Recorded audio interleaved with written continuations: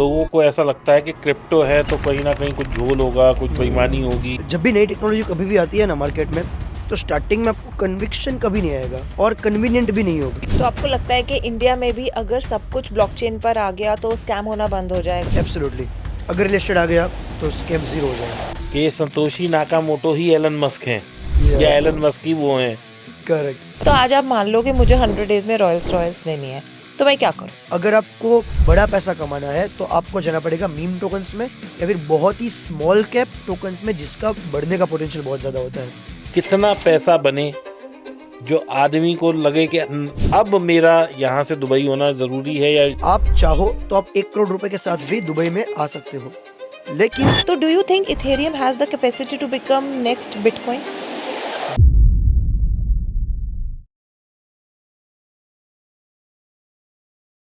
नमस्कार दोस्तों, स्वागत है आज आप लोगों का दोबारा से डीप टॉक्स के एक नए एपिसोड में, जहां आज हम बात करने वाले हैं कुछ हटके क्यों?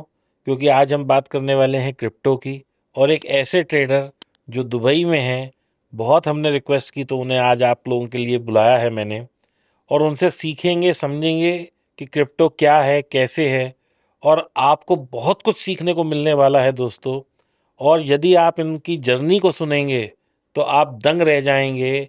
He started in a very small way. ये स्विगी में कुछ डिलीवरी करते थे और आज ये दुबई में सेटल हैं और करोड़ों की इनकी संपदा बन गई है। तो आइए दोस्तों, स्वागत करते हैं जीत शाह का। Hello Jeet, how are you? मैं बहुत बढ़िया हूँ दीपक सर, थैंक यू सबसे पहले तो मुझे इनवाइट करने के लिए। My pleasure. Hello Jeet, how are you? बहुत ही बढ़िया एकदम मैम, कैसा लग रहा है आपको? बहुत मजा आ रहा है। बहुत टाइम बाद इंडिया आया हूँ वापस तो या तो जीत, जब दुबई में थे तो कभी सोचा था कि डीप टॉक जाने का मौका मिलेगा? नहीं सर, दुबई ऐसे हमारे कहाँ लक थे कि यहाँ पे आ सके, बट चलो मौका मिल ही गया तो स्पेशली आ गए। चलिए, खैर मजाक की बात नहीं। तो जीत, ये जैसा कि हम जानते हैं कि आपकी जर्नी बहुत पेनफुल और शुरू में बड़ी स्ट्रगलिंग रही, तो थोड़ा सा अपनी जर्नी के बारे में बहुत छोटा सा बताइए। हम ज़्यादा टाइम नहीं लेंगे इस पे, कि कैसे आपने शुरू किया, किस एज में किया, अभी क्या एज है, मम्मी पापा क्या करते हैं, जी, और आप किस फैमिली बैकग्राउंड से आते हैं, और कितना पैसे आप पहले कमाते थे और अब कमाते हैं। थोड़ा सा अपने बारे में बताइए। सो सर मैं ना टीयर 3 सिटी से बिलोंग करता हूँ, गुजरात के। और वहाँ पे मैंने मेरा करियर चालू किया था। मैं पहले स्कूल में था, मैंने 10th तक वहीं पे पढ़ाई करी है। और मुझे पैसे कमाने की कोई इच्छा नहीं थी। मैं आपको बताऊँ, स्टार्टिंग में जब मैं सुनता था कि यार पैसे कमाना क्या होता है, और आपने जैसे मुझे बताया था कि आप भी वहाँ पे बहुत बार आए हैं, तो आपको उस टाइम पे पता होगा कि मैं जिस सिटी से हूँ वो ऐसा सिटी है जहाँ पे आपके पास अगर 20,000 रुपए, 30,000 रुपए आपकी मंथली इनकम हो तो लोग ऐसा बोलते हैं, भाई ये बंदा कुछ कर सेठ रहा है, है, सेठ। सेठ है यहाँ का। तो मेरा यही मानना था कि इतना पैसा हो तो बहुत ज़्यादा अच्छा होता है। बट मुझे समझ आया कि पैसा कमाना ज़रूरी है जब मैंने मैकेनिकल इंजीनियरिंग चालू करी। सो मैं एक्चुअली भावनगर पे एक कॉलेज है, वहाँ पे चला गया मैकेनिकल करने के लिए। और वहाँ पे एक्चुअली मुझे एक पर्सन मिला जो कि वहाँ का टॉपर था और उसका प्लेसमेंट हो गया था। तो हमारी फ्रेशर्स पार्टी हुई। वो पर्सन आया वहाँ पे, हमने उसको बहुत ही सम्मान दिया कि बताओ भाई क्या चीज़ है, कितना बढ़िया आदमी है। और उस टाइम पे एक स्टोरी बताता हूँ क्या हुआ। तो हमारी पूरी फ्रेशर्स पार्टी कंप्लीट हुई। वो पर्सन घर के लिए निकल रहा था। मैंने कहा भैया थोड़ी देर बैठो, क्योंकि हमारे लिए वो आइडियलाइज़ करते थे हम उस पर्सन को कि यार इसके जैसा बनना है। और हम लोग बैठे थे, मैंने उनको पूछा भैया आपकी सैलरी कितनी है? जो कि एक हर एक आदमी का एक होता है कि यार सैलरी सबसे पहले जानते हैं, समझ आए कि हम कितना कमा सकते हैं। तो उसने बोला 1,80,000 रुपए। मैकेनिकल का, इंजीनियरिंग का एक स्टूडेंट जिसकी सैलरी 1,80,000 रुपए। मेरा दिमाग फट गया। मैंने कहा यार हम तो 30,000 रुपए सोचते थे महीने का, कितना हो जाए मज़ा आ जाए। मैंने कहा भैया आप कैसे करते हो मुझे थोड़ा बताओ। फिर उन्होंने मुझे बोला कि ईयरली 1,80,000 ईयरली, यानी कि उनका पैकेज था 15,000 रुपए महीने का, वो भी मैकेनिकल का टॉपर। उस टाइम में मैंने मैकेनिकल छोड़ दिया। मैं दूसरे दिन घर चला गया, मैंने कहा पापा मैं पढ़ाई नहीं कर सकता, मेरे से नहीं होगा। और वहाँ पे मेरी बेसिकली मैंने पढ़ाई को, मैकेनिकल को छोड़ दिया। जो लाइफ़ का मेरा चेंज है वो आया मेरा 2018-19 में। मेरे पापा ने मुझे कॉल किया कि जीत एक बार घर आ जा। तो मैं घर गया, मैंने कहा पापा बताओ क्या हुआ? तो मेरे पापा रो रहे थे। मैंने कहा यार पापा तो रोते नहीं है यूजुअली, मैंने तो कभी नहीं देखा था मेरे 18 साल के उस पे। तो पापा को कुछ प्रॉब्लम आ गई थी फाइनेंशियली, और हमारे ऊपर 25-30 साल से लोन ही चल रहा था। हमने आज तक कभी डेट फ्री नहीं रहे, एसेट तो बहुत दूर की बात है। और उसमें फिर मैंने पापा को बताया कि ऐसा-ऐसा सीन है। उस टाइम में पहली बार मुझे चुभा कि यार पैसा कमाना ज़रूरी है। और होता है ना एक टाइम पे बहुत सारी चीज़ें होती है, तो उस टाइम में मेरा ब्रेकअप हो गया, उस पे भी रीज़न था मनी ही। तो फिर मैंने सोच लिया पैसा कमाना है और बात मेरे ईगो पे आ गई थी। मैंने ऐसा बोलता हूँ मैन का ईगो ना बहुत फ्रेजाइल होता है। तो मैंने मेरी मम्मी को बोला, मम्मी ये लड़की मुझे छोड़ के चली गई। मम्मी जानती थी सब कुछ, घर पे मैंने बता के रखा था। मम्मी बोलती है वो उसका हस्बैंड कमाता है महीने का 10 लाख और तू अभी पढ़ाई कर रहा है, तेरी इनकम पे कितनी होगी 20,000 25,000 रुपए, 10 लाख तू नहीं कर सकता, कोई बात नहीं। और फिर मैं आ गया वापस जहाँ पढ़ाई करता था और मैंने उस टाइम पे 4 जॉब ट्राई करी, बट था मैं 18 साल का, तो जॉब तो मिल नहीं सकती। तो फिर मैंने डिलीवरी चालू करी थी स्विगी में उस टाइम पे, क्योंकि मुझे पैसा कमाना था कुछ भी करके, और फाइनेंशियली घर पे भी स्थिति ऐसी थी नहीं, कुछ बिज़नेस वगैरह कर सके। धंधा करना था डे 1 से, मैं कभी भी जॉब का इच्छा था नहीं। तो मैंने फिर चालू करा डिलीवरी। मुझे एक हार्ड वर्किंग जो होता है ना, कि एक पर्सन का जो मेहनत करने का जज़्बा होता है, वो आया डिलीवरी से। स्विगी में मैं आपको बताऊँ मैं काम कैसे करता था। सुबह जाता मैं कॉलेज, लगभग 10 बजे से लेके 11 बजे 1 घंटा पढ़ता। मैं 11 बजे कॉलेज से ड्यूटी चालू करता मेरी स्विगी की। 11 बजे से लेके दूसरे दिन रात को 3 बजे तक मैं डिलीवरी करता स्विगी में। तकरीबन कितना होता है, वही 15-16 घंटे दिन का, और वापस रात को घर आता 3:15 बजे। हमारी हॉस्टल में अलाउ नहीं था जॉब करना, तो 3:15 बजे मैं बाइक पे सो जाता था और फिर मैं वहाँ से घर आता, सब सुबह हॉस्टल खुलती और फिर वापस जाता मैं कॉलेज। ये चीज़ मैंने करी तकरीबन 2 साल तक। फिर वहाँ से मल्टीपल बिज़नेसेस किए और मुझे ना पैसा कमाना था एक ऐसे टाइम पे जहाँ पे लाइक एक अच्छा पैसा बन सके। उस टाइम में वहाँ जीत बिटकॉइन आ गया। कितना कमाते थे? उस टाइम में मेरी इनकम थी 20 से 30,000 के बीच में, क्योंकि मैं ना काम बहुत ज़्यादा करता था। मैं दिन का 12 से 18 घंटे के बीच में ड्यूटी करता था स्विगी में, कि यंग होते हैं ना, तो क्या होता है आप दौड़-दौड़ के काम कर सकते हो। तो उस टाइम में मैंने बिल्कुल नहीं सोचा कि कितने घंटे काम करना है, क्या चीज़ करनी है, मैं करता रहा। फिर वहाँ से मैंने क्रिप्टो का सबसे पहले मेरे दोस्त के थ्रू सुना, तो वो एक्चुअली मेरे हॉस्टल में ही था। मेरे पास आया कि ज़ेप्पे करके एप्लीकेशन थी उस टाइम पे, कहता है कि जीत ये डाउनलोड कर ले। तो पता है बिटकॉइन उस टाइम पे पहुँच गया था कुछ 15-16 लाख रुपए। 2017 के बाद 15-16 लाख या फिर 3-4 लाख, जो भी एक प्राइस था, प्राइस मुझे याद नहीं है। बोलता है बिटकॉइन बाय कर ले। मैंने कहा कितने का करना है? तो कहता है तेरे पास जितने भी है कर ले। मैंने कहा 500 रुपए मेरे पास है, कर लूँ? कहता है कर ले। 500 का बिटकॉइन बाय किया। जैसे मैंने बाय किया, ज़ेप्पे एप्लीकेशन को बैन लगा दिया इंडिया में गवर्नमेंट ने। बट वहाँ से और मुझे 14,000 15,000 डॉलर से आ भी गया वो 2,000 डॉलर हाँ, बिटकॉइन। उसके बाद गिरा भी बहुत गंदा था। तो इतना जैसे नीचे आ गया, तो फिर मैंने सोचा कि यार करना तो है, क्योंकि उसके बाद क्या होता है, आप जब पैसा लगाते हो ना, तो आपकी इच्छा होती है सीखने की उस बारे में। तो उस टाइम पे साइट चल रही थी लोकल बिटकॉइन। वहाँ से आप है ना आईएनआर से बिटकॉइन को बाय कर सकते थे, और उस टाइम पे चल रही थी ज़ेप्पे, फिर वापस आई थी और कुछ एप्लीकेशंस आई थी। तो मेरा पहला टोकन मैंने बाय किया था बिटकॉइन, दूसरा किया था वर्ज, और वहाँ से मेरी जर्नी चालू हुई थी क्रिप्टो की। मैंने बीच में मल्टीपल बहुत सारे बिज़नेसेस किए। वर्ज भी बर्बाद हो गया। वर्ष भी बर्बाद हो गया। तो पहला सर इन्वेस्टमेंट हमेशा हमारा माइनस में ही जाता है। इवन मैं आपको बताता हूँ, मैंने 2021 के बुल रन में काफ़ी अच्छा पैसा कमाया। मेरे पास सब मिला-जुला के मेरे पास कुछ होते 30-40 हज़ार रुपए थे, मैंने उसका 15 लाख रुपए किया था 2021 के बुल रन में, और मैं एग्ज़िट नहीं कर पाया और मार्केट गिरती रही, जो आपने बताया कि मार्केट गिरती बहुत ग खराब है इसमें। गेस करोगे सर 15 लाख से कितना आ गया होगा? 30,000 ही आ गया वापस। मेरा आ गया था 90,000 रुपए, पूरा खत्म हो गया वेल्थ। और फिर वहाँ से रिबिल्ड किया, और वहाँ से फिर मैं आज से 8-9 महीने पहले दुबई चला गया कि कुछ क्रिप्टो का बड़ा करना था फिर मुझे, और यहाँ पे मैंने काफ़ी इन्वेस्ट किया क्रिप्टो में, बट वहाँ जाके फिर मेरा एक मोमेंटम जो बोलते हैं ना, वो बड़ा सही चल गया, और वहाँ से क्रिप्टो की जर्नी चालू हुई। जीत अभी भी क्या है कि जैसे लोगों को ऐसा लगता है कि क्रिप्टो है तो कहीं ना कहीं कुछ झोल होगा, कुछ बेईमानी होगी, या ये अच्छा बिजनेस नहीं है, मतलब एक नेगेटिविटी का वो है। होता है।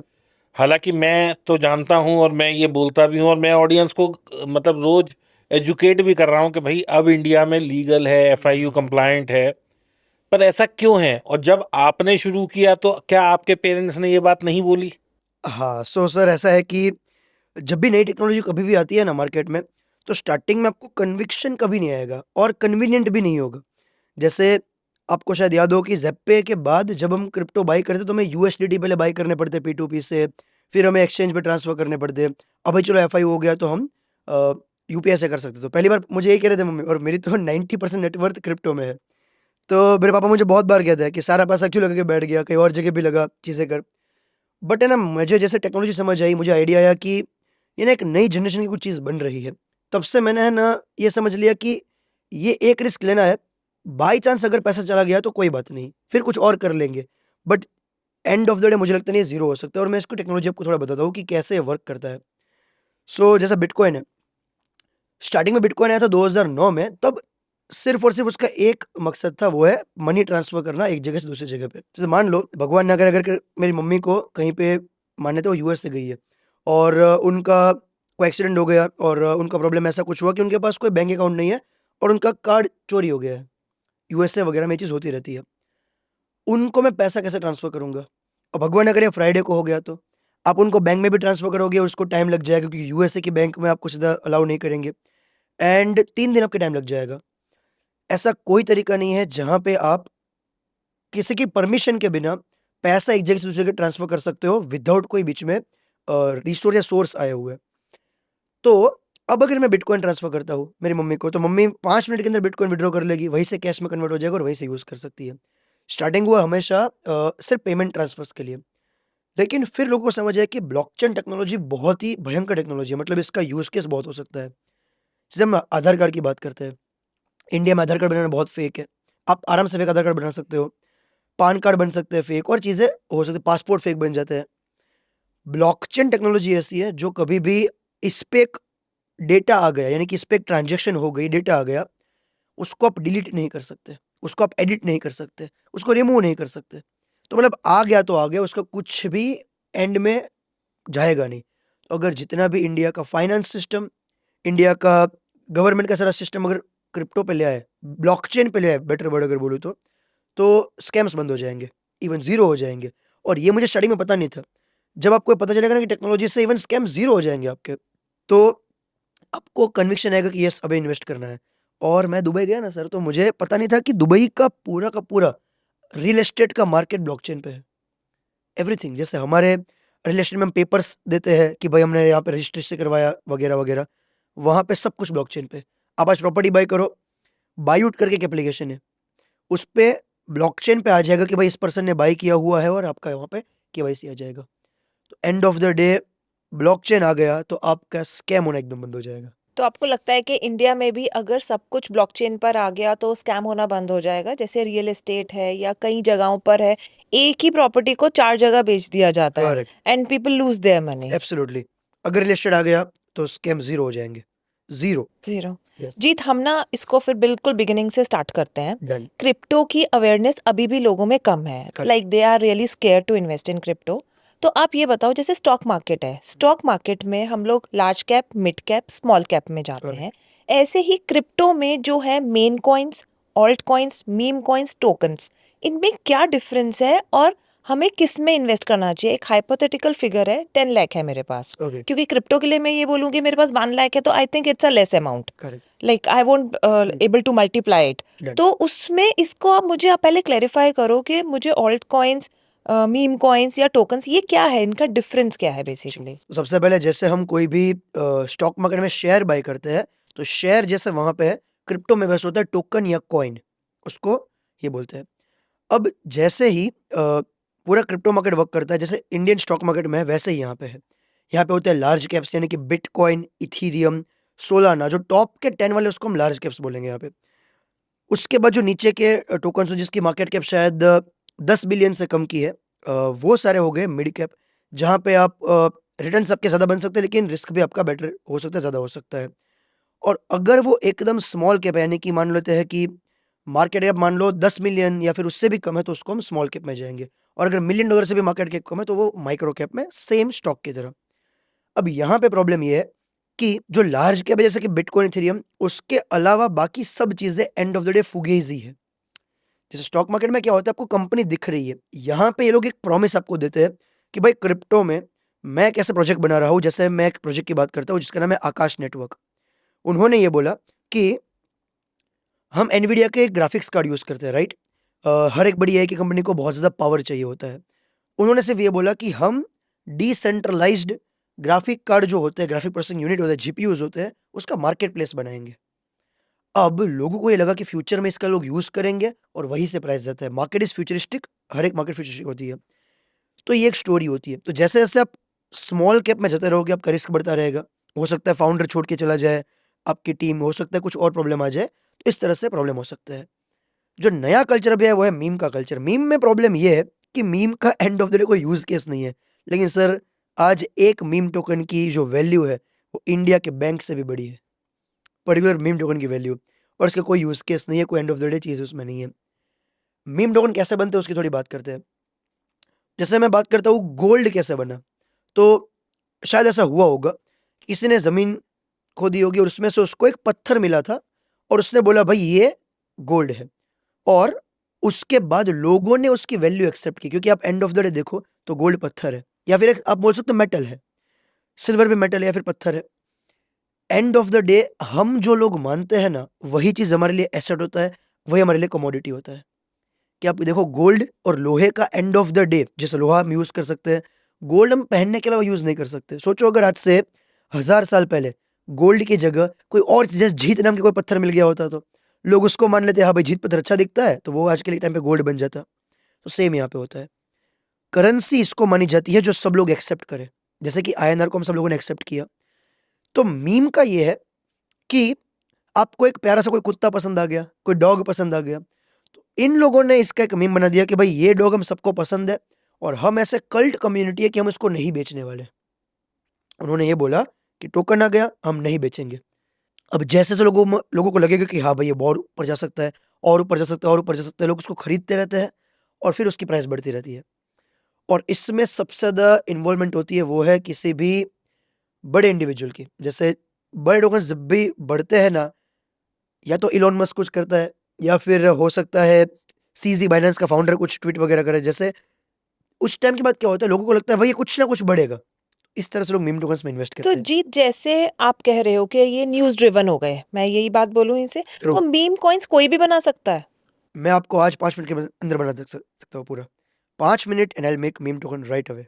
और उसमें जैसे मान लीजिए कोई न्यूज़ आई, एलन मस्क ने ही कोई करेक्ट। न्यूज़ दी हाँ, कि this is a meme coin where I am investing. Correct. उसका यूज़ केस तो कुछ है नहीं। है। तो अगर कोई लेता है तो उसको कब तक निकल जाना चाहिए और कितनी रिटर्न एक्सपेक्ट करनी चाहिए? क्योंकि आजकल मीम कॉइन्स का कल्चर हर जगह हो गया है, correct. Like on every social media, कि कौन से मीम कॉइन्स लेने चाहिए, लेकिन people should not make loss in it, और फंडामेंटली कौन से लेने चाहिए ये आप बताइए। सो मीम टोकन्स में ना सबसे मेन चीज़ होता है नैरेटिव्स। अब नैरेटिव क्या होता है समझते हैं। जैसे स्टॉक मार्केट में होता है सेक्टर्स, केमिकल सेक्टर हो गया, आपका आईटी सेक्टर हो गया, यहाँ पे वैसे नैरेटिव्स चलते हैं। तो मैं आपको एक चीज़ बताऊँगा, जैसे हार्दिक पांड्या, उसने अपने बेटे के साथ एक पोस्ट डाली थी जिसमें लिखा था उसने, वी आर चिल गाइज़, हम चिल गए हैं। चिल गए वो टोकन है जिसमें लोगों ने $100, 1000, 2000, 5000 रुपए डाल के 10, 20, 30 करोड़ रुपए कमाए। तो अब क्या होता है, जब भी ऐसा कोई कल्चर आया, जैसे आपने देखा होगा कभी भी कोई सॉन्ग चल गया, तो सब लोग ट्वीट करते हैं भाई हम चिल गाइज़ है, हम लोग इस सॉन्ग पे सब लोग रील्स बनाते हैं। तो ऐसा कभी नैरेटिव कोई चलता है, कोई ट्रेंड चलता है, तो उसके ऊपर मीम टोकन्स आते हैं। सब लोग इसको एक ही चीज़ से बाय करते हैं, भाई हाइप है, हाइप है, हाइप है। और मीम टोकन का सिंपल रूल, जिस दिन आपका पैसा बन गया निकल जाओ, क्योंकि इसमें कोई फंडामेंटल्स नहीं है। अभी एक टोकन आया था पीनट करके, बाइनेंस पे लिस्ट हुआ, बाइनेंस वर्ल्ड का लार्जेस्ट एक्सचेंज। बाइनेंस पे लिस्ट होने के बाद पीनट 92% क्रैश हो गया है। तो end of the day meme का कोई फंडामेंटल नहीं है। अगर आपको मीम टोकन्स अर्ली आइडेंटिफाई करना है तो उसके कुछ तरीके हैं। जैसे मैं यूज़ करता हूँ, मैं वेल्स वॉलेट ट्रैक करता हूँ। जैसे crypto is the only market जहाँ पे आप बड़े-बड़े इन्वेस्टर को 100% ट्रैक कर सकते हो। जैसे मैं स्टॉक्स की बात करता हूँ, तो स्टॉक में अगर कोई इन्वेस्टर 1% से ऊपर अगर उसकी सप्लाई बाय करता है, तो उसका आपको दिख जाएगा कि भाई उसने इतना बाय किया है। क्रिप्टो में चाहे वो कितना भी बाय करे, आपको उसके होल्डर्स या फिर जो भी पर्सन है वो बाय किया वो दिखता है, सब कुछ ऑन चेन पे होता है। तो ट्रैक करने के लिए एक टूल है जीएमजीएन, मैं उसके थ्रू इन टोकन्स को ट्रैक करता हूँ, व्हेल्स को ट्रैक करता हूँ। GMGN ये है क्या? ये जीएमजीएन, कैसा टूल है? ये कहाँ एक मिल वेबसाइट है gmgn.io करके।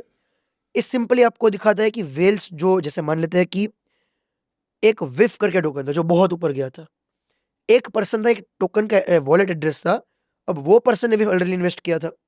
तो मैं उसको वहाँ पे डालता हूँ उसका एड्रेस, तो मुझे दिख जाएगा उसका चिट्टा-किट्टा कि उसने आज से पहले क्या बाय किया था, कल क्या बाय किया है, 10 मिनट पहले क्या बाय किया है, 15 मिनट पहले क्या बाय किया है, सब कुछ।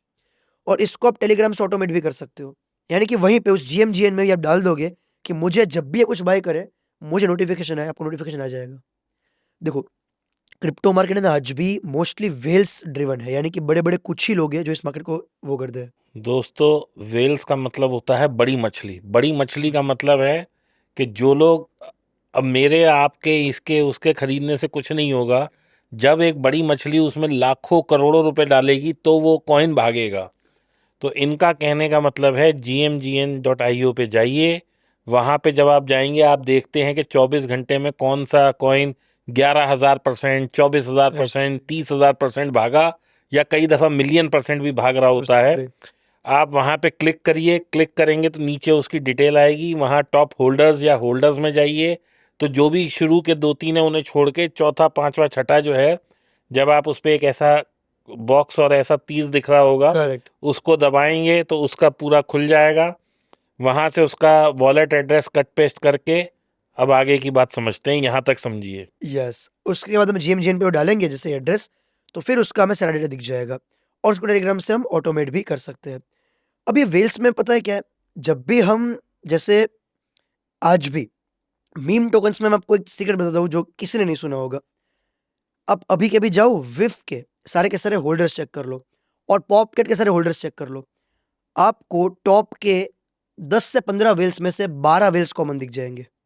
यानी कि आज के टाइम में भी कुछ ही वेल्स ऐसे हैं जो इन टोकन्स को संभाल रहे हैं। कुछ ही लोग ऐसे जो नए टोकन्स इंट्रोड्यूस कर रहे हैं और कुछ ही लोग ऐसे पूरे मार्केट को संभाल रहे कहाँ चेक करना अब है? दोस्तों, संभाल रहे हैं, चला रहे हैं। हैं, चला रहे हैं। ये थोड़ा सा इन्होंने रिफाइंड फॉर्म में बोल दिया, बट एक्चुअली कहना यही चाहते हैं करेक्ट। कि कुछ ही लोग हैं जो इसको चला रहे हैं। और आप GMGN पे जाइए, वहाँ मिल जाएगा, और नहीं तो आप लोग कमेंट करिए। मैं इनकी टीम को बोलूँगा या हमारी टीम, हम आपको स्क्रीनशॉट भेजेंगे, आपको पता लग जाएगा। करेक्ट। अब जीएनजी में जाके आप इस तरह से ट्रैक कर सकते हो। अब अ, आज भी क्रिप्टो मार्केट में कुछ ही लोग ऐसे जो पूरे मार्केट को संभालते हैं और उसको हम इल्यूमिनाटीज भी बोलते हैं।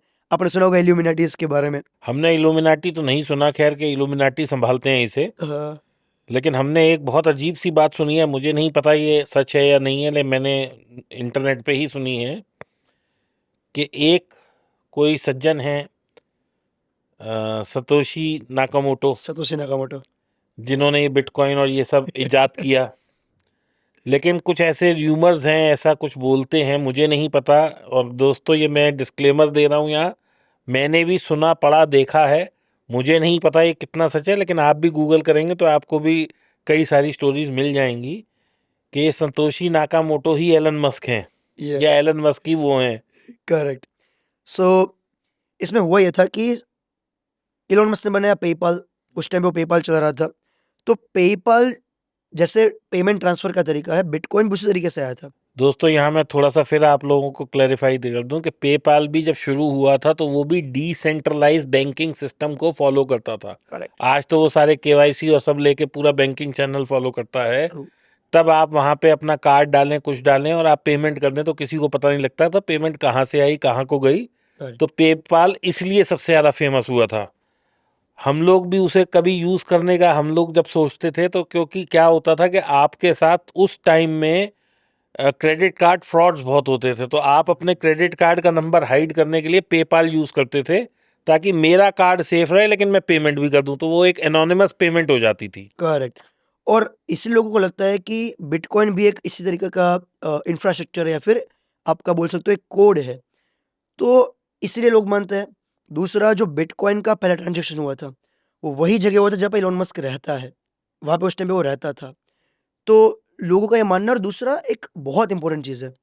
जैसे आज मान लेते हैं हमारे पास अगर 50 करोड़ रुपए, 100 करोड़ रुपए, 200 करोड़ रुपए आ जाए, कुछ ऐसा एक अमाउंट आ जाए, तो ये पॉसिबल नहीं है ह्यूमनली कि मैं प्रॉफ़िट बुक ना करूँ, क्योंकि हमारे लिए तो लाइफ़ चेंजिंग अमाउंट है। लेकिन एक ऐसा पर्सन हो सकता है जिसके पास ऑलरेडी बिलियंस ऑफ डॉलर्स है, जो ही उसमें से प्रॉफ़िट बुक नहीं करेगा। और आज सबको पता है कि सतोशी नाकामोटो ने पिछले कई साल से अपना वॉलेट ओपन नहीं किया। लोग तो ये भी मानते हैं कि वो मर चुका है या फिर जो भी थियरीज़ है। बट जो भी पर्सन है या तो बहुत ज़्यादा रिच है, वरना 15 साल में इतना ऊपर-नीचे होने के बावजूद एक भी पैसे का बिटकॉइन ना बेचना, ना खरीदना एक वॉलेट से पॉसिबल नहीं है। दोस्तों, ये बीच में शायद हमारे जीत भाई कुछ मिस कर गए। जो ये वॉलेट जिसकी बात कर रहे हैं उसमें 1 मिलियन बिटकॉइन पड़े हैं, यानी कि 10 लाख बिटकॉइन पड़े हैं। करेक्ट। और आज एक बिटकॉइन की कीमत ऑलमोस्ट हम 1 करोड़ करोड़ मान रुपए रहे है। हैं, तो 10 लाख करोड़ पड़े हैं। अब कोई भी आदमी इतनी बड़ी रकम को तो बेच के कैश करेगा ही, लेकिन इनका कहना यह है कि जिस आदमी के पास 100 बिलियन ट्रिलियन पैसा है, तो उसके लिए ये पैसा बहुत छोटा है, इसीलिए वो कैश नहीं हो रहे। करेक्ट। सो इसीलिए ऐसा बोला जाता है कि जिस भी पर्सन ने बनाया, या वो बिलियनर होना चाहिए या गवर्नमेंट होनी चाहिए। और उसका एक और पैरामीटर आया था जो मैंने बीच में पढ़ा था कहीं पे भी कि बिटकॉइन जो बनाया वो है यूएसए की गवर्नमेंट। ये मैंने पढ़ा था। अब इसका एक रीज़न था। देखो, हर एक फाइनेंस मार्केट में ना हर बार यूएसए सबसे टॉप पे होता है। सो 2008 में हुआ था लेमन ब्रदर का क्राइसिस। उस टाइम पे यूएस गवर्नमेंट ने ऐसा सोचा होगा कि हमें एक ऐसा फाइनेंशियल सिस्टम बनाना पड़ेगा जहाँ पे हम पूरे वर्ल्ड को ट्रैक कर सके, वो भी एनोनिमस तरीके से। क्योंकि जितने भी गलत काम होंगे वो आज नहीं तो कल या तो कैश से होंगे या फिर कुछ ऐसे तरीके से होंगे जो गवर्नमेंट ट्रैक नहीं कर सकती। हर एक गलत काम उस तरह से ही होते हैं। तो शायद उस टाइम पे यूएसए की कुछ एजेंसीज या फिर कुछ लोगों ने उनकी गवर्नमेंट में से मिलके बिटकॉइन बनाया होगा। क्योंकि बिटकॉइन एक ऐसी टेक्नोलॉजी है जो इंडिविजुअल के लिए बनाना बहुत मुश्किल है। और अगर ये 5-7 लोगों ने बनाया होता तो सोचो आज उन लोगों ने कितना बेहतरीन काम कर दिया। आज जितने भी ट्रांजेक्शन हो रहे हैं, चाहे आपको पता हो, चाहे मुझे पता हो या किसी को ना पता हो, लेकिन यूएस की गवर्नमेंट के पास उसकी अपडेट आती रहती है। तो ऐसा बोला जाता है कि उसके किसी एजेंट ने बनाया था और उसके बाद उस एजेंट को शायद डिसअपियर कर दिया होगा या फिर उस एजेंट को अभी भी उनके साथ काम कर रहा होगा। तो ऐसी एक स्टोरी मैंने सुनी थी कि यूएस की गवर्नमेंट लेकिन ने बिटकॉइन बनाया। बिटकॉइन में जो भी ट्रांजैक्शन होती है वो तो एनोनिमस होती है, उसमें कहीं वो एड्रेस तो होता ही नहीं। करेक्ट, जो वॉलेट है उस पे किसी का नाम नहीं लिखा, it is perfect, anonymous always. Anonymous. अब इसमें एक चीज़ सिर्फ हो सकती है कि जैसे यूएस में जितने भी एक्सचेंजेस अब आ चुके हैं जो कि केवाईसी देते हैं अपनी, उस हिसाब से शायद गवर्नमेंट उनको ट्रैक कर सके। क्योंकि ट्रैकिंग सिस्टम है ना आज के टाइम पे ऑटोमेट हो सकती है। लेकिन जीत,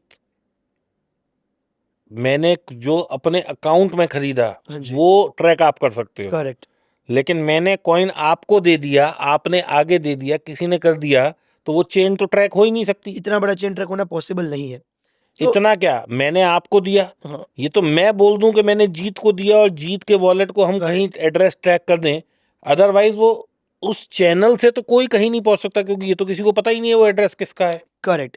इसमें 2 चीज़ हो सकती है। सबसे पहला, जब भी लार्ज अमाउंट में होता है ना, जैसे अभी वज़ीरेक्स हैक हुआ था, तो वज़ीरेक्स के हैकर सारा का सारा फंड घुमा रहे थे ना, तो लोग उसको ट्रैक कर पा रहे थे। क्योंकि कोई भी अगर ब्लॉकचेन पब्लिक है, तो उसपे आप किसी के एड्रेस से वो ट्रैक कर सकते हो फंड कहाँ जा रहा है। जैसे अगर हम 2-3 करोड़ रुपए का करें तब तक कोई ज़्यादा टेंशन नहीं है। लेकिन जो गलत काम की फंडिंग होती है ना, बहुत बड़ी-बड़ी फंडिंग होती है, 500 करोड़, 1000 करोड़, इस टाइप से।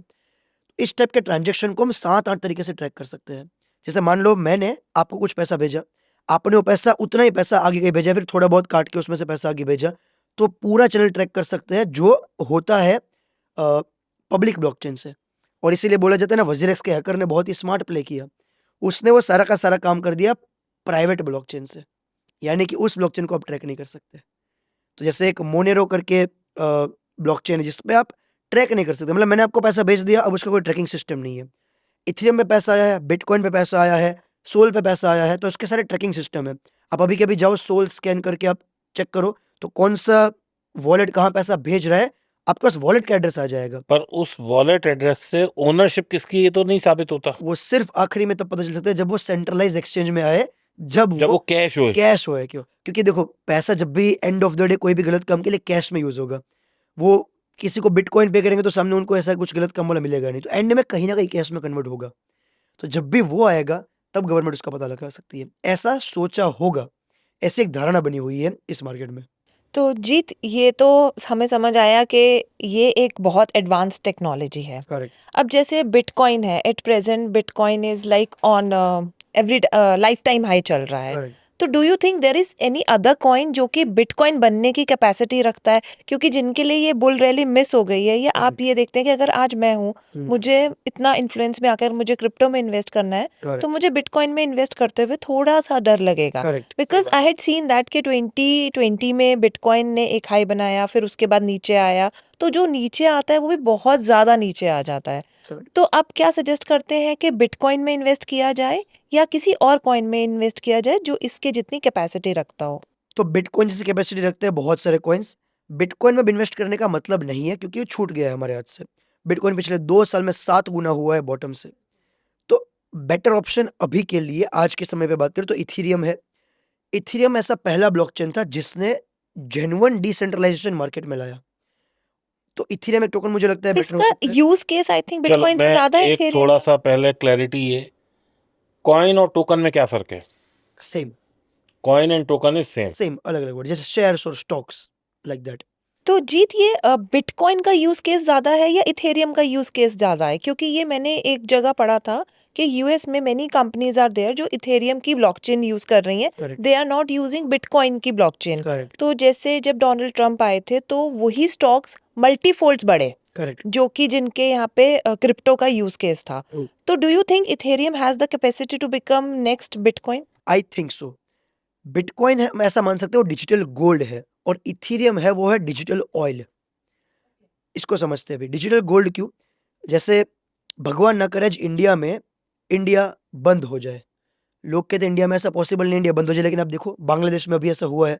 बांग्लादेश के प्रेसिडेंट को भाग के आना पड़ा इंडिया, और बहुत सारी प्रॉब्लम हुई थी बांग्लादेश में। आप सब लोगों ने वो स्टोरी सुनी होगी। जब भी ऐसा होगा, आपका जितना भी फाइनेंशियल मार्केट गवर्नमेंट कंट्रोल करती है या फिर एटलीस्ट जो इंडिया में होता है वो सारा बंद हो जाएगा। सिर्फ 3 चीज़ ऐसी होगी जो शायद चल सकती है। पहला गोल्ड, कि गोल्ड वर्ल्ड वाइड चलता है। सेकंड इज़ रियल एस्टेट, अगर आप देखो तो प्रॉपर्टी का मार्केट उस टाइम में बढ़ता है जब भी स्टॉक मार्केट गिरती है तब। और तीसरा हो सकता है बिटकॉइन। अब ये 3 में से 2 चीज़ ऐसी है जिसको आप कभी भी साथ में कैरी नहीं कर सकते। जैसे मान लो अगर मैं आज भगवान ना करे जैसे ये बांग्लादेश में हुआ, इससे पहले बहुत कंट्रीज़ में हुआ है। इंडिया में ऐसा हो, तो मेरे पास मान लो 100 किलो का गोल्ड है, हाउ कैन आई विथड्रॉ?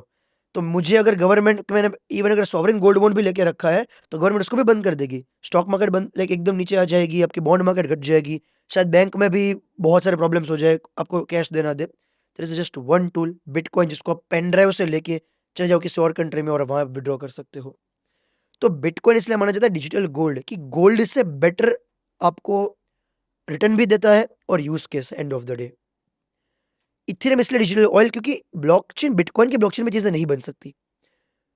जिस पे चीज़ें बनती है वो इथेरियम की ब्लॉकचेन पे, और Ethereum is the first concept जिसने डिसेंट्रलाइज़ को जेन्युइनली इंडिया में लाया। और इसका मैं आपको एक एग्जांपल देता हूँ।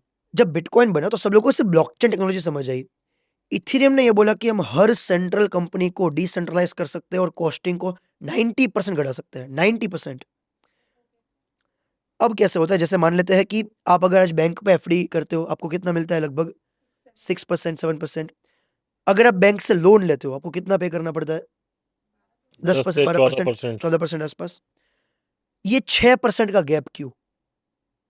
क्योंकि वहाँ पे जो एम्प्लॉयी बैठा हुआ है, वो भी तो सिर्फ़ और सिर्फ़ एक कोड ही लिख रहा है, या फिर वो जस्ट जाके अपने एप्लीकेशन में डाल रहा है उसके लैपटॉप पे जो ओपन है, कि भाई मुझे इस पर्सन के लिए, इस कस्टमर आईडी के लिए इतनी मुझे एफडी करनी है। तो 6% क्यों? यानी कि आपका 1 साल का इंटरेस्ट एक्स्ट्रा जा रहा है अगर आप देखो तो 12 माइनस 6, 6%।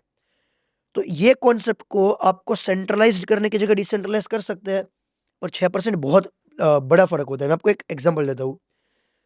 अगर आप 10 साल में जो वेल्थ क्रिएट करते हो, वही वेल्थ आप क्रिएट कर सकते हो 5 साल में सेम अमाउंट से, और उसमें भी कंपाउंड जब लगेगा वो 4 साल में आप क्रिएट कर सकते हो।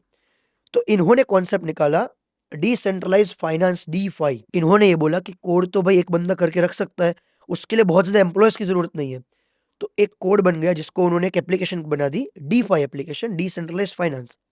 जैसे हम दोनों अगर कुछ ट्रांज़ैक्शन कर रहे हैं, तो आप मुझे 1 लाख रुपए इस कोड पे डालो, कोड गलती नहीं करेगा, इंसान गलती करता है। 1 लाख रुपए मुझे मिल जाएँगे वो, आपको आपका इंटरेस्ट 12% मिलेगा और मैं पे करूँगा 12.05%। और ये 0.5% है वो जो पर्सन ने ब्लॉक बनाया है या फिर जो पर्सन ने वो कोड बनाया है, उसको एज़ अ रिवॉर्ड मिलेगा, फ़ीस मिलेगी। तो सोचो एक सिर्फ़ एक कोड से आप पूरा का पूरा सिस्टम को चेंज कर सकते हो, इट्स अ ह्यूज सिस्टम। एक बैंक का जो प्रॉफ़िट होता है वो होता है तकरीबन 95,000 करोड़ पर ईयर। सोचिए इन ये सारा पैसा किसका है? ये एक आम जनता का ही तो पैसा है, और सारा पैसा ले रहा है बैंक्स, इतना प्रॉफ़िट कमा रहे हैं। सोचो एम्प्लॉइज़ का खर्चा देने के बाद इतना प्रॉफ़िट कर रहे हैं। तो ये जो 4-5 लाख करोड़ रुपए है, सिर्फ़ बैंक की बात कर रहा हूँ, वो आपके बच सकते हैं। तो बट इस चीज़ को आने में तो अभी इंडिया में बहुत टाइम लगेगा आई थिंक। एब्सोल्युटली, क्योंकि बैंक से खुद नहीं चाहती and of the day. Plus इसके अलावा उन्होंने बहुत सारे कॉन्सेप्ट इंट्रोड्यूस किए। उन्होंने इंट्रोड्यूस किया डिसेंट्रलाइज्ड एआई, डिसेंट्रलाइज्ड उन्होंने इंट्रोड्यूस किया लेयर 1 यानी कि वहाँ पे आप एप्लीकेशंस बनाओ। अभी का एग्ज़ाम्पल लेते हैं, जैसे ब्रेव ब्राउज़र। आज बहुत लोग ब्रेव ब्राउज़र यूज़ करते हैं। गूगल क्रोम में व्हाट्सएप के सीईओ का मैं एक डेटा पढ़ रहा था। व्हाट्सएप के सीईओ ने एक चीज़ बोली, आप जिसको भी जो भी फ़ोटोज़, जो भी वीडियोज़ भेजते हो, वो सारा का सारा डेटा एन्क्रिप्ट होता है। यानी कि आपने अपनी पर्सनल चीज़ें, आपके अकाउंट नंबर्स, आपकी कुछ चीज़ें उसको भेजी, वो सारा डेटा उनके एम्प्लॉइज़ या फिर उनके जो भी एक सिस्टम से वो देख सकते हैं। ये व्हाट्सएप के सीईओ ने, ओनर ने बोला है ये चीज़। तो कहने का मतलब ये है कि आपका खुद का डेटा, आपकी मर्ज़ी के बिना आपको ऐड दिखाने के लिए यूज़ होता है। तो इसका डिसेंट्रलाइज़्ड वर्ज़न बनाना चालू किया जिनका नाम दिया ब्रेव ब्राउज़र, जो कि आज वाइडली यूज़ है गूगल से 8 गुना बेटर है। और आज आप ब्रेव ब्राउज़र में आपको कोई ऐड नहीं दिखेगी, और ऐड दिखेगी तो उस ऐड का आपको पैसा पे करेंगे जो पर्सन ऐड देख रहा है। तो गूगल को पूरा डिसेंट्रलाइज़ कर दिया। ऐसे ही गूगल का एक और टूल है जो हम सब लोग यूज़ करते हैं, ड्राइव। उसको डिसेंट्रलाइज़ कर दिया, फाइल करके एक प्रोटोकॉल है उसने, जहाँ पे आप डिसेंट्रलाइज़्ड डेटा मैनेज कर सकते हो। जैसे मुझे डेटा बहुत चाहिए होता है, सो मुझे ट्रिलियन लाइक क्या बोलते हैं, टेराबाइट्स में चीज़ें चाहिए होती है। तो टेराबाइट्स में अगर मैं चीज़ें यूज़ करता हूँ तो I have to spend 30,000 rupees a year. File protocol से या फिर ARRV से मैं यही डेटा 30,000 का 3,000 में ले सकता हूँ। 90% कॉस्ट एफिशिएंट। और एक बहुत बड़ी कंपनी उसका पैसा नहीं कमाएगी, वो जाएगा उस पर्सन के पास जो ये सारा मैनेज कर रहा है, जिसको बिटकॉइन की भाषा में माइनर्स बोलते हैं। हर एक टूल पे ऐसे कुछ लोग होते हैं जो रिवॉर्ड उनको मिलता है डेटा को संभालने के लिए। तो जी, do you think there are miners in India जिनके स्टॉक्स में हम इन्वेस्ट कर सकते हैं और बेनिफिट ले सकते हैं? कुछ ऐसी कंपनीज हैं इंडिया में जहाँ पे वो लोग बिटकॉइन माइनिंग करती है, लेकिन बिटकॉइन माइनिंग तब प्रॉफिटेबल है जब बिटकॉइन का भाव बढ़ गया हो। क्योंकि अगर आप बिटकॉइन माइनिंग तब करोगे जब बिटकॉइन का प्राइस डाउन है, तो आपके लिए प्रॉफिट ज़्यादा नहीं बनाएगा। तो बिटकॉइन माइनिंग के लिए आपको बहुत ज़्यादा इंफ्रास्ट्रक्चर चाहिए, बहुत ज़्यादा एनर्जी चाहिए। तो आई रिकमेंड कि अगर आपको ऐसी कंपनी करनी है तो rather you choose bitcoin directly. आपको अगर आरओआई के हिसाब से करना है तो कंपनी से बेटर आपको बिटकॉइन आरओआई ज़्यादा दे देगा। क्योंकि माइनर्स इतना प्रॉफिट नहीं करते आज के टाइम पे। जीत, मेरा क्वेश्चन फिर वही है।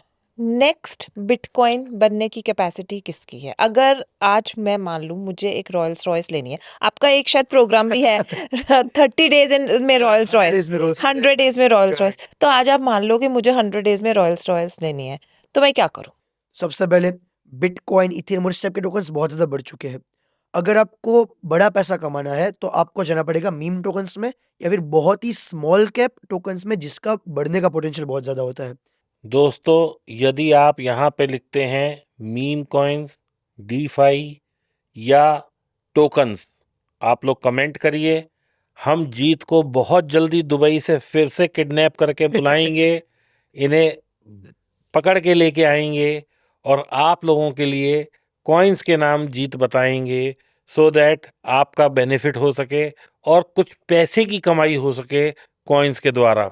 तो दोस्तों, करना क्या है? बहुत सिंपल है। कमेंट्स में जाना है, लिखना है या तो जीत लिखिए या मिड कैप कॉइन लिखिए या लिखिए कॉइन, और जीत की टीम उसे बैठ के जवाब देगी दुबई से और मेरी टीम आपको जवाब देगी यहाँ नोएडा से। करेक्ट।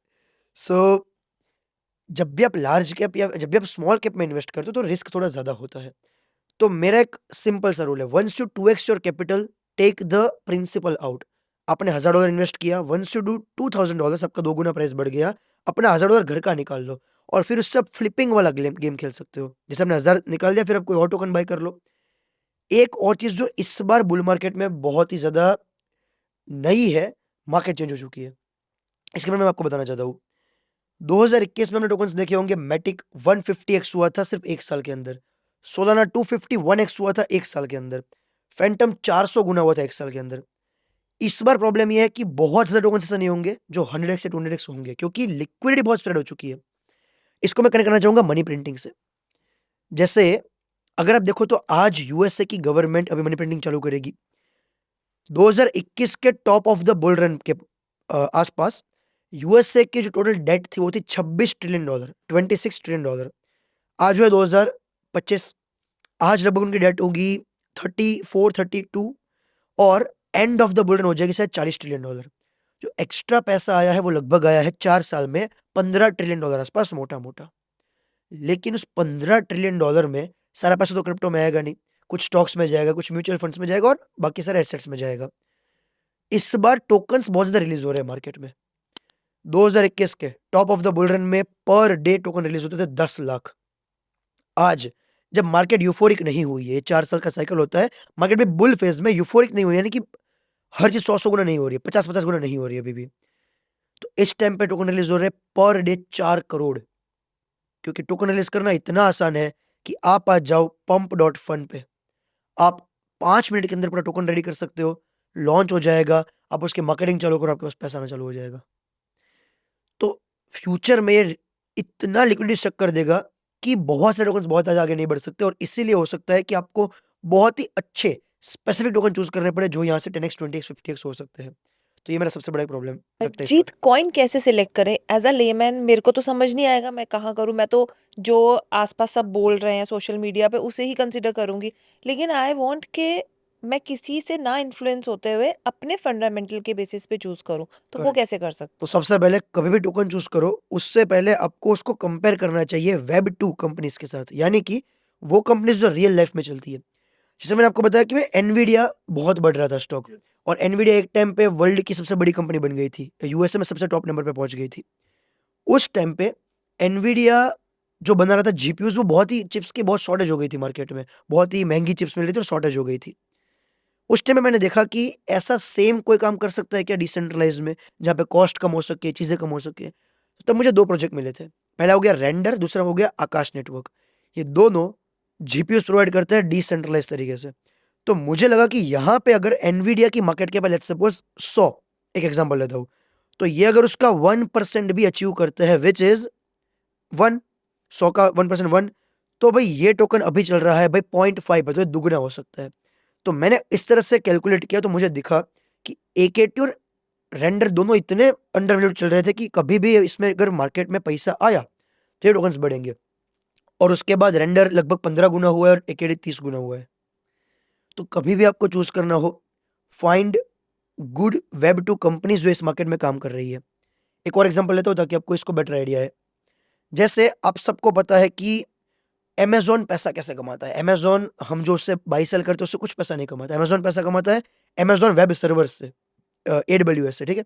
अमेज़न जैसे डेटा स्टोर करता है, वैसे ही डेटा स्टोर करने वाली अगर कंपनी मार्केट में आए और वो अगर चीप आपको बेटर तरीके से डेटा दे पाए और डिसेंट्रलाइज़ दे पाए, तो इस टाइप की कंपनी बहुत ऊपर जा सकती है। तो उस टाइम में मुझे एक मिला था फाइल टोकन, जो भी अभी काफ़ी वैल्यूएशन पे है। दूसरा मुझे मिला आरव्यू, एक और है क्रस्ट, CRU। इस टाइप के टोकन्स फिर मैं देखता हूँ और फिर उसमें मैं आगे की रिसर्च करता हूँ। तो आप टोटली फंडामेंटल देख के ही करते हैं? प्योर फंडामेंटल्स, क्योंकि टेक्निकल से ना क्रिप्टो में बहुत ज़्यादा वर्क नहीं करता। क्योंकि यार यहाँ पे मैंने जैसा बताया ना कि आज भी व्हेल्स जो बड़े इन्वेस्टर्स हैं उस मार्केट को कंट्रोल करते हैं। अभी मैं आपको बताता हूँ, मेरा पोर्टफोलियो था $1.3 मिलियन का क्रिप्टो का, आज से एग्जैक्टली 15 दिन पहले। एक दिन के अंदर इथेरियम 35% क्रैश हुआ है, बिटकॉइन क्रैश हुआ था 12%, और हर एक मिड कैप टोकन क्रैश हुआ था 24 घंटे के अंदर लगभग 40 से 50%। आई वॉज एट 600 के इन जस्ट वन डे, 1.3 से 600 के इन जस्ट वन डे। तो ये आपने कैसे किया? सो इतना माइनस चला गया मेरा पोर्टफोलियो। और अच्छा, हाँ, माइनस हो सॉरी, गया ना दीपक, नीचे गिर 1.3 से 600 पे पहुंच 1.3 गया। मिलियन से उल्टा 600 के। हाँ अच्छा सॉरी, मेरे को लगा आपने 600 के कमा लिया। नहीं, और तो ऐसा होता है जब कमाने की बारी आई तो मैंने फाला करके एक टोकन बाय किया था। तो मैंने मेरी रील में एक बताया था कि मैंने मेरी ओवरऑल नेटवर्थ का 43% पैसा एक टोकन में लगाया था फाला में उस टाइम पे। मैं ऐसा मानता हूँ कि जब आपके पास फंड कम हो ना तो रिस्क आप ज़्यादा ले सकते हो। तो मुझे पूरा कॉन्फिडेंस था कि ए एजेंट का मार्केट प्लेस सबसे बेस्ट वही बनाता है। वो सबसे बेस्ट उसका वो है, वो TEE करके एक होता है, टेक्नोलॉजी का पर्सपेक्टिव हो, वहाँ वो प्रोवाइड करता है। पूरे वर्ल्ड में क्रिप्टो मार्केट में 2 ही कंपनी प्रोवाइड करती है। तो मैंने फाला करके टोकन में 43% नेटवर्थ इन्वेस्ट की थी। और मेरी एक वीडियो है, I made 3.5 crore in just 5 days.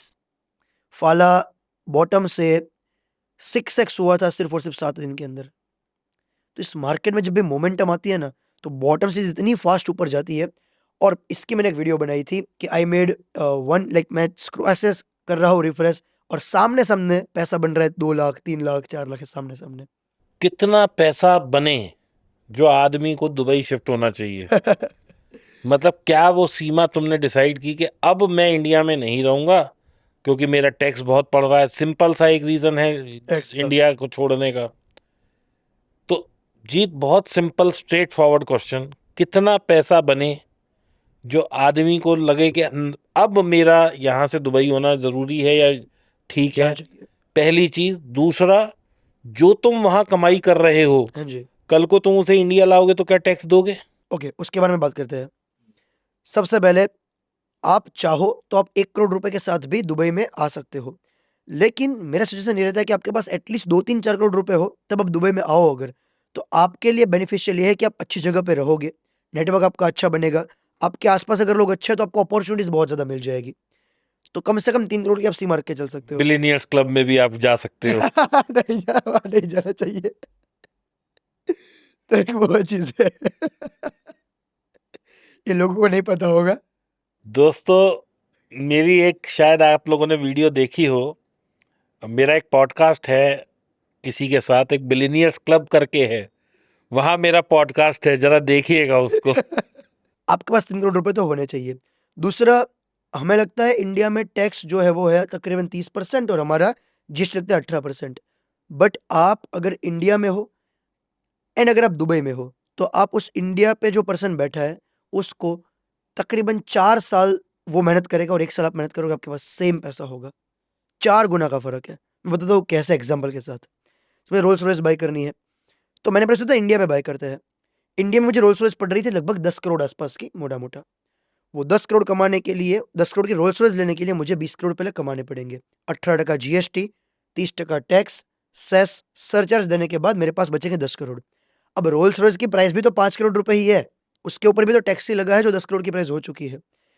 तो अब वो 10 करोड़ की मैं रोल्स रॉयस लूँगा और उस पे मेरा बाकी का 5 करोड़ के ऊपर का टैक्स लगा, 5 करोड़ रुपए और टैक्स का। वही चीज़ मैं दुबई में 5 करोड़ में कर सकता हूँ। मैं सीधा पैसा लूँगा अकाउंट्स में, टैक्स तो है नहीं। 5 करोड़ रुपए मैंने लिए और मैं जाके तुरंत मेरी रोल्स रॉयस बाय कर सकता हूँ। 5 करोड़ की दुबई में पड़ेगी, 20 करोड़ की इंडिया में पड़ेगी, अगर प्राइस के हिसाब से देखें तो। तो इंडिया वाला या फिर बाकी कंट्री वाला जहाँ पे टैक्सेस है, वो मेरे से 4 गुना एक्स्ट्रा मेहनत करेगा जब मेरे जैसा एसेट बिल्डअप कर पाएगा। और ये 4 गुना एक सिर्फ गाड़ी के लिए 1 साल की बात कर रहा हूँ। सोचो अगर ये कंपाउंड हो जाए 10 साल, 20 साल, 30 साल, तो आप अपनी ज़िंदगी के कितने साल बचा सकते हो सिर्फ दुबई में शिफ्ट होके। तो जीत, लेकिन शिफ्ट होने के लिए पैसा चाहिए, आपने बोला करेक्ट, 3 सीआर चाहिए। करेक्ट, 3 सीआर शिफ्ट होने के लिए चाहिए, तो आप क्रिप्टो में कितना इन्वेस्ट करोगे? फिर आपको प्रॉपर नॉलेज चाहिए, आपको उस टाइप की कम्युनिटी चाहिए, ट्रू, तो इट्स अ प्रोसेस। करेक्ट। तो अगर किसी ने आज शुरू करना हो, तो वो कौन से प्लेटफॉर्म्स हैं जिससे कि वो लर्न कर सके कि how to invest in crypto currency? तो आप इंडिया में जितने भी एफआईओ कंप्लेंट एक्सचेंज है उन सब में से आप इन्वेस्ट कर सकते हो एंड ट्राई करो कि कोई ऐसे एक्सचेंज यूज करो जहाँ पे आप यूपीआई से पेमेंट कर सकते हो। इससे क्या होगा कि आपके अकाउंट में पैसा चला जाएगा और अकाउंट में पैसा वापस आ जाएगा। आप 100 रुपए से इन्वेस्ट करना चालू कर सकते हो, बट मैं सजेस्ट ये करता हूँ कम से कम आप 30,000 से 50,000 रुपए मार्केट में लेके आओ। कि मैंने पता है कि सीखा था कैसे इस मार्केट को, जब मैंने पैसा इन्वेस्ट किया। जब आप किसी चीज़ में पैसा लगाते हो ना, तब आपका इंटरेस्ट बैठता है कि हाँ भाई, अब कुछ चीज़ उसमें हमें सोचनी चाहिए। अगर आप 100-200 रुपए लगाओगे ना, आपको कभी इच्छा ही नहीं होगी पैसे को देखने की, भी टोकन में क्या हो रहा है, कैसे हो रहा to understand you should have skin in the game. है। Absolutely skin in the game आपके पास होने चाहिए। तो इतना पैसा आप कम से कम इन्वेस्ट करो और वहाँ से आप चालू कर सकते हो।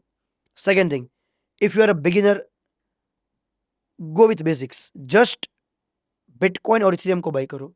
अगर आप थोड़ा एडवांस में जानते हो, तो लेयर 1 के प्रोजेक्ट्स होते हैं। अब मैं यहीं आने वाला था, लेयर 1 लेयर 2 क्या है ये? चलो ये समझते हैं। तो जैसे कि अ, इथेरियम की बात करते हैं। मैंने बताया इथेरियम एक ऐसा ब्लॉकचेन है जिसके ऊपर बहुत सारी डिसेंट्रलाइज्ड एप्लीकेशन बन सकती है। But Ethereum is very slow. It's very secure but it's very slow.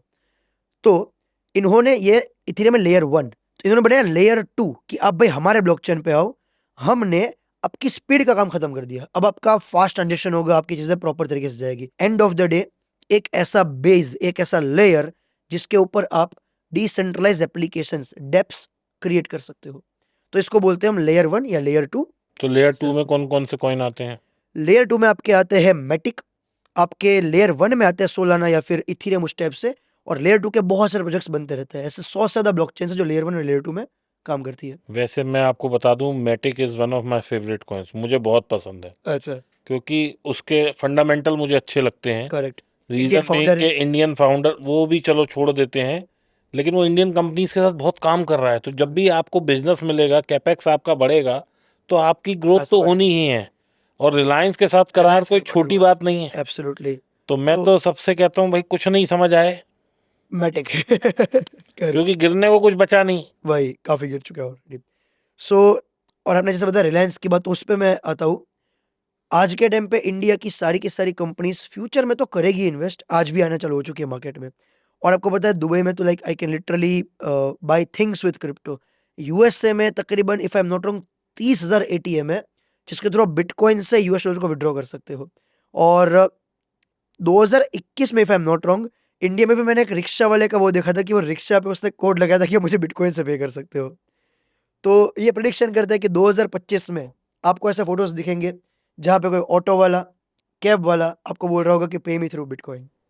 तो जीत, ये 2025 की हम बात कर रहे हैं, तो ये क्या प्रॉपर बुल रन का ईयर है? सो बिटकॉइन की जो साइकिल होती है वो 4 साल की साइकिल होती है। जैसे स्टॉक मार्केट में क्या होता है, स्टॉक मार्केट में साइकिल चलती है लेकिन उसका कोई एग्जैक्ट टाइम नहीं होता। बिटकॉइन को इस तरह से बनाया है कि इसकी 4 साल की साइकिल होगी और इसके लिए उन्होंने निकाला हॉल्विंग जिसको लोग बोलते हैं। अब ये हॉल्विंग क्या होता है इसको पहले थोड़ा समझाता हूँ, फिर मैं आपको 4 साल की साइकिल समझाता हूँ। आप लंबा टाइम लगाओगे, मैं बता देता हूँ। दोस्तों, जब भी ये बिटकॉइन, इथेरियम या हम कॉइन्स की बात करते हैं तो इनको माइन करते हैं तो इसमें रिवॉर्ड आता है। तो अगर मान लीजिए मैंने 1 से 100 तक काउंट किया और मुझे इसका रिवॉर्ड 2 रुपये मिला आज, तो अगले 4 साल बाद जब मैं 1 से 100 तक कॉइन काउंट करूंगा तो मुझे 2 रुपये की जगह 1 रुपया मिलेगा। ये हाफ हो गया मेरा रिवॉर्ड। अब अगले 4 साल में फिर जब करूंगा 1 to 100 का काम तो ये 50 पैसे रह जाएगा। इसका मतलब ये है कि जो 21 मिलियन बिटकॉइन माइन होने हैं वो यहाँ से और 100 साल लगेंगे तो पूरे 21 मिलियन होंगे, जबकि 19 मिलियन माइन हो चुके हैं। हो चुका है क्योंकि हर बार आपका जो बिटकॉइन माइन हो रहा है, आप 1 से लेके 100 तक गिनती कर रहे हैं, यानी कि एक प्रोसेस है, मैंने उसको ईजी कर दिया आप लोगों के लिए। 1 से लेके 100 तक आप गिनती कर रहे हैं तो उसका आपको 1 बिटकॉइन मिल रहा है। फिर आप 1 से लेके 100 तक गिनेंगे तो आधा मिलेगा, फिर और आधा मिलेगा, फिर और आधा, तो ऐसे करते करते रिवॉर्ड कम हो रहा है। तो ये जो अब 2 मिलियन बिटकॉइन माइन होने को रह गए, ये 100 साल या 80 साल लगेंगे तब माइन होंगे पूरे। करेक्ट। और क्योंकि ये रिवॉर्ड आधा हो जाता है इसीलिए मार्केट में डंप नहीं होता। तो इन्होंने इस तरह से बनाया कि भाई अब रिवॉर्ड आधा हो गया, अब मार्केट में सेल करने के लिए आधा ही बिटकॉइन उनके पास अवेलेबल है। तो इसीलिए क्या होता है, जब भी हॉल्विंग होती है उसके बाद कॉन्टिन्यूसली रैली चालू होती है। तो हॉल्विंग हुई थी 2024 में। 2025 को माना जाता है यूफोरिक ईयर जहां पे हर चीज ऊपर जाएगी। 2021 में बुल मार्केट था, 22 में बेयर मार्केट था, 23 में रिकवरी फेज होता है जहाँ पे थोड़ी मार्केट ऊपर जाती है स्लोली फेज पे। 24 में मार्केट बुलिश हो गई थी और एक्यूमुलेशन फेज उसको बोलते हैं कि आप थोड़ा बहुत एक्यूमुलेट कर सकते हो। और जो 25 होता है वो होता है यूफोरिक फेज जहाँ पे आपका पैसा 10x 20x और ये सब होता है। और 2026? वापस बेयर मार्केट। तो वो कैसे पता चले कि 2026 में कब हमें अपना जो हमारा प्रॉफिट है उसे हमने बुक करना है? सो मैंने इसके लिए एक प्रोसेस बना के रखी है कि मैं मेरा प्रॉफिट कब बुक करूंगा। मैंने 3 पैरामीटर्स देखने हैं। पैरामीटर नंबर 1, जब भी बिटकॉइन का डोमिनेंस 40% से नीचे चला जाएगा, I will take all the funds out और मैं क्रिप्टो मार्केट से टेम्पररी 1-2 साल के लिए निकल जाऊंगा। अब ये बिटकॉइन का डोमिनेंस क्या होता है इसको थोड़ा समझते हैं। अभी दोस्तों बिटकॉइन डोमिनेंस 53% चल रहा है, इसको बाद में समझेंगे। Crypto coin market cap .com पे जाइए, वहाँ पे ऊपर से दूसरा तीसरा कॉलम है बिटकॉइन डोमिनेंस का, वहाँ पे अभी 53% चल रहा है। जब ये 40 के नीचे हो जाएगा, जीत मैं और बहुत सारे लोग जो है क्रिप्टो मार्केट से बाहर हो बाहर हो जाएंगे। जाएंगे। पर ये तो रातों रात हो जाता है, पता ही नहीं चलता। डोमिनेंस इतना जल्दी नहीं गिरेगा। डोमिनेंस को क्या होता है, सिंपल कि उसको गिरने में लगेगा 3-4-5 महीने। क्योंकि क्या होता है, देखो हर एक पर्सन हम डीजन है, हम सबको पैसा कमाना है। सबने देखा बिटकॉइन बढ़ गया, जैसे आपने मुझे पूछा अब नेक्स्ट बिटकॉइन कौन सा हो सकता है, अब इथेरियम बढ़ेगा, सब पूछेंगे नेक्स्ट बिटकॉइन कौन सा हो सकता है, फिर कुछ और टोकन बढ़ेगा और ऐसे ऐसे करके जैसे एक्सेल का प्रोसेस खत्म हो गया तो बिटकॉइन एक रेंज में रहता है और तब उसकी डोमिनेंस कम होती जाती है। तो मैं पहला पैरामीटर देखता हूँ बिटकॉइन डोमिनेंस। पैरामीटर नंबर 2, अगर बिटकॉइन $2 लाख पहुंच जाएगा तो चाहे कुछ भी होगा मार्केट में, मैंने कितना भी पैसा बनाया होगा, I will take exit.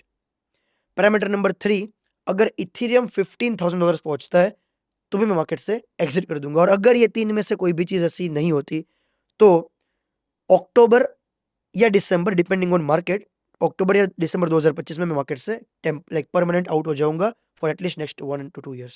So 2026 is a bear market according to I you. Am 100% sure. तो जो भी हमें करना है 2025 में करके अपना प्रॉफिट लेके साइड होते हैं। एब्सोल्युटली।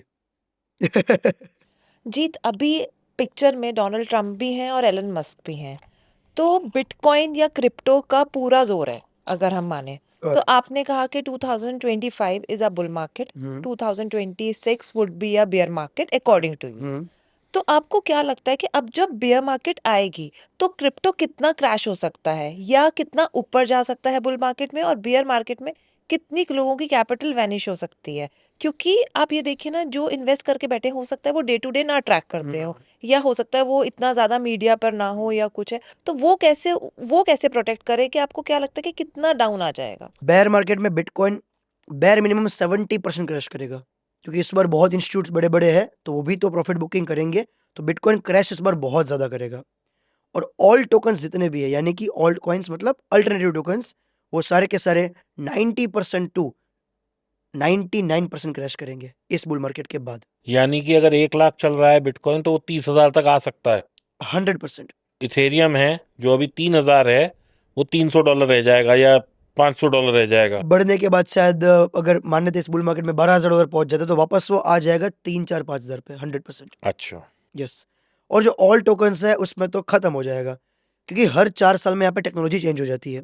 तो मैंने ना इसका एक मस्त डेटा पढ़ा था, 2017 के बुल मार्केट में जितने भी टोकन्स से टॉप 100 में पहले 10 को छोड़ के वो सब खत्म है, आज उनका नामो निशान नाम नहीं और है। निशान नहीं है। 2021 में खत्म हो तो गया, ये वाले भी खत्म होंगे फिर नए आएंगे। नए आएंगे। तो इसलिए मैं कहता हूँ पुराने टोकन्स में ना अगर आप इन्वेस्ट तभी करो जब वो ना तो कुछ रीब्रांडिंग कर रहा है या फिर वो कुछ नया ही टेक्नोलॉजी लेके आ रहा है, क्योंकि इस मार्केट में टेक्नोलॉजी बहुत ही फास्ट चेंज होती है। दोस्तों मैं आपको बताता हूँ कैसे कैसे दिन मैंने देखे हैं। पिछले बुल मार्केट में एक टोकन था ICP, $600 का हाई और आज $5 पे सर्वाइवल के लिए बेचारा तड़प रहा है। डॉट $53 का हाई और अभी $3-5 पे सर्वाइवल के लिए तड़प रहा है। सर बाइकोनॉमी $12 का हाई आज चल रहा है 0.05, 99% क्रैश हो गया। और अभी मैंने अपने लाइव में एक देखा था, कोई $12 का था, अभी डेसिमल के छठे हिस्से पे कहीं ट्रेड हो रहा है ओह, और लोग अभी भी पूछ रहे हैं कि सर इसमें इन्वेस्ट करें। भाई खत्म है, कुछ नहीं बचा अब इन्वेस्ट करने को। ये सब कॉइन पंप एंड डंप होते हैं, इनसे बचना है। जीत भी आपको पूरे अपने इनका अगर पॉडकास्ट आप लोगों ने सुना है तो यही बार बार बोल रहे हैं कि अच्छे कॉइन्स में इन्वेस्ट करिए, जिनका नरेटिव अच्छा है, जिनका एक फंडामेंटल अच्छा है, और उससे आप पैसा बनाइए। हो सकता है आप कई मिलियन % ना बना पाएं, लेकिन 20, 30, 50 गुना भी पैसा बनाना कम नहीं है। इससे ज़्यादा कहीं बन भी नहीं रहा। बंद भी नहीं रहा। एब्सोल्युटली। तो दोस्तों मुझे लगता है कि आप लोगों की क्रिप्टो की नॉलेज में हम लोगों ने काफ़ी आज वैल्यू ऐड करने का जो हमारा प्रयास था, हम उस पर खरे उतरे होंगे और आप लोगों को ये पॉडकास्ट बहुत पसंद आया होगा। दोस्तों ये एक शुरुआत है, ये मत सोचिए कि ये प्रोग्राम यहाँ ख़त्म हो रहा है। अगर आप लोगों ने कमेंट किया जीत कॉइन या मिड कैप कॉइन, तो यकीन मानिए हम जीत को दोबारा लाएंगे। पॉसिबिलिटीज़ यहीं ख़त्म नहीं होती। अगर ये नहीं आ सकते होंगे तो इनके साथ लाइव करके कुछ एसोसिएशन बिठा सकते हैं। बहुत सारी पॉसिबिलिटीज़ हैं। डिपेंड वो करता है कि आप लोग कितना लाइक करते हैं और आप लोग कितनी शिद्दत से जीत को बुलाना चाहते हैं। इसी आशा से कि आज का पॉडकास्ट आप लोगों के लिए नॉलेजेबल रहा होगा, कुछ सीखने को ज़रूर मिला होगा। अगर आपको पता था तो आपका रिवीजन हो गया होगा, और अगर आप नए हैं और नहीं कुछ समझ आया, दोबारा जाके पॉडकास्ट देखिए, क्योंकि क्रिप्टो थोड़ा सा अभी मैं कहूँगा इतना आसान नहीं है, क्योंकि अकाउंट खोलने के बाद के प्रोसेस थोड़े से अभी भी टीडियस हैं, लेकिन ऐसी कोई रॉकेट साइंस भी नहीं है।